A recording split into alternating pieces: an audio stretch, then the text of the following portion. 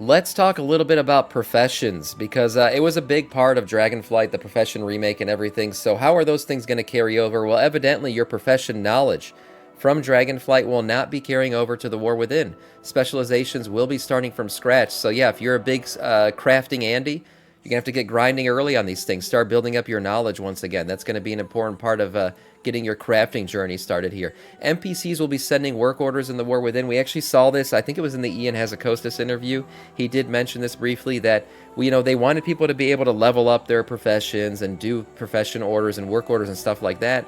But he found that there just weren't enough out there.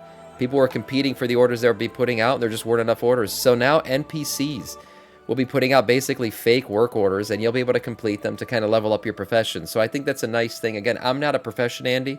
I kind of stay away from the system until I had to do my legendary for my Death Knight. But otherwise, I do understand that leveling professions probably was a bit difficult if you were trying to go through the work order system. So this should make it a lot better.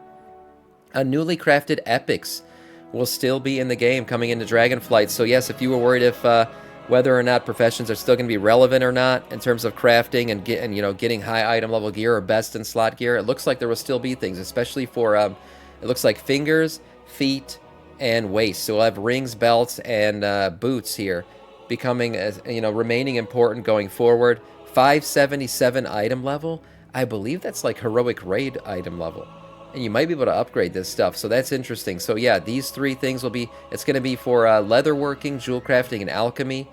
We'll have some important roles to play here going forward in terms of creating epics, so if you play on any of those professions, it looks like you'll still have some relevancy when it comes to gearing out and people filling out their item levels.